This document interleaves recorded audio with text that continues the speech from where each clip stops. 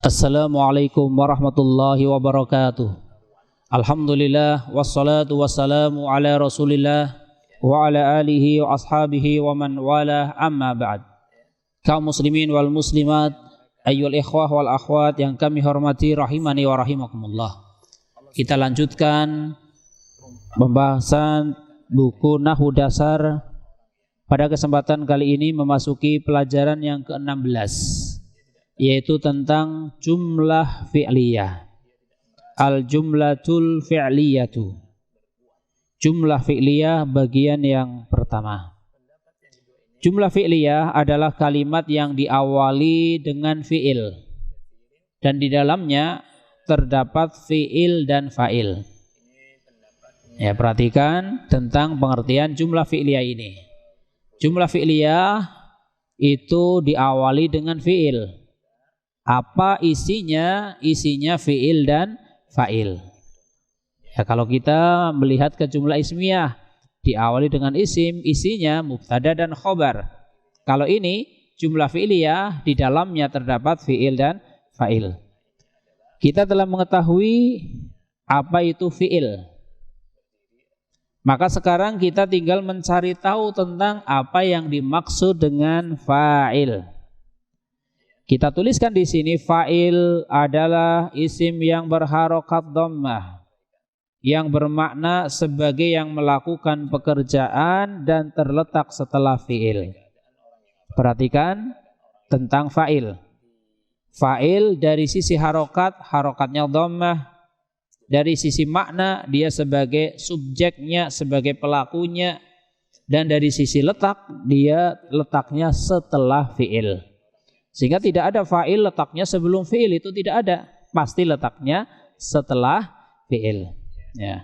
Contoh, dhahaba Muhammadun ilal madrasati. Muhammad telah berangkat ke sekolah. Maka dari contoh tersebut yang merupakan fa'ilnya adalah lafaz Muhammadun. Karena dia fa'il sehingga dia berharokat dhammah. Sehingga seandainya tidak pakai harokat, kita bisa membaca bacaannya zahaba Muhammadun gitu. Kita bisa membaca dengan jelas. Kenapa? Karena kita tahu bahwasanya ini adalah fa'ilnya. Maka baca dengan dhammah ya. Sehingga dia pun berharokat dhammah dan juga yang melakukan perbuatan berangkat.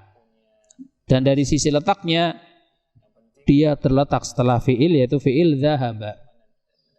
Maka hafalkanlah prinsip-prinsip tersebut. Anda ulangi, fa'il dari sisi harokat dhammah, dari sisi makna sebagai pelaku atau sebagai subjeknya, dari sisi letak, letaknya setelah fi'il ya.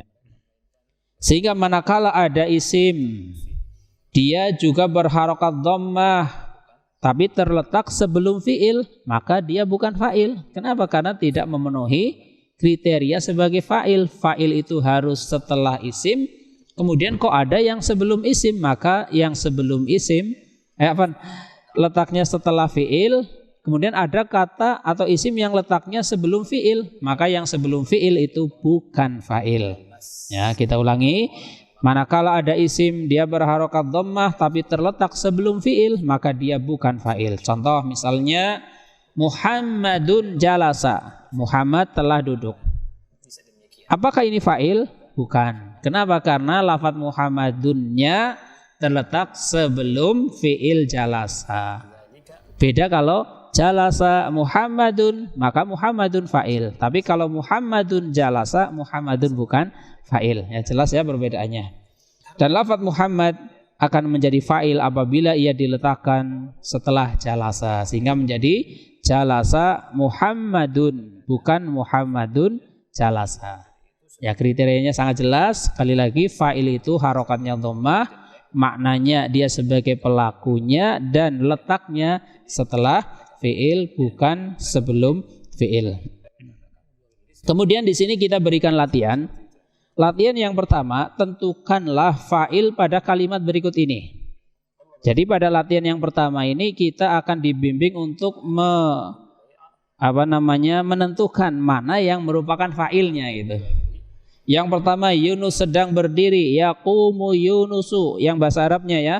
yang bahasa Arabnya itu yang tentukan mana fa'ilnya. Zainab telah pulang, raja'at Zainabu. Ibrahim sedang duduk, yajlisu Ibrahimu. Hamid akan berangkat, yadhabu Hamidun. Maryam telah tidur, namat Maryamu. Tentukan mana fa'ilnya. Kemudian latihan kedua, bacalah kalimat berikut ini dan perhatikanlah bahwa yang menjadi fa'il harus berharokat dhammah. Latihan yang kedua ini kita mulai dibimbing untuk membaca tulisan yang tanpa harokat. Ya, karena untuk bisa membaca kitab-kitab yang tanpa harokat, yang tebal-tebal itu diawali dengan belajar sedikit demi sedikit. Di antaranya dengan belajar seperti yang sedang kita lakukan ini. Insya Allah ya, nanti insya Allah semuanya akan bisa membaca kitab insya Allah. Yang pertama, Yusuf akan masuk ke kelas. Ya, nah, di situ silahkan dibaca ya, karena ini latihannya latihan membaca. Ya, maka tidak ana bacakan itu untuk latihan ini. Yadkhulu, kemudian itu apa bacaannya. Cuma yang perlu diingat terus, fa'il itu harus apa?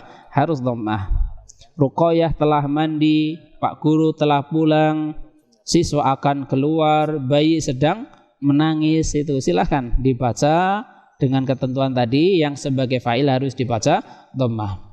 Kemudian latihan yang ketiga ini untuk melatih kita mulai sedikit demi sedikit menerjemahkan ke dalam bahasa Arab. Nomor 1, ibu guru telah keluar dari kelas. Ini bahasa Arabnya apa ya? Ibu guru telah keluar dari kelas. Ya, gini aja untuk yang latihan 3, pastikan diawali dengan fiil ya, diawali dengan fiil seperti itu ya. Ibu guru telah keluar dari kelas, kemudian Zaid telah mandi, Fatimah akan berangkat ke pondok pesantren.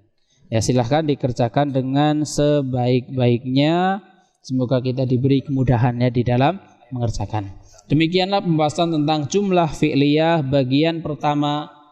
Insya Allah kita akan lanjutkan pertemuan berikutnya, yaitu jumlah fi'liyah bagian yang kedua.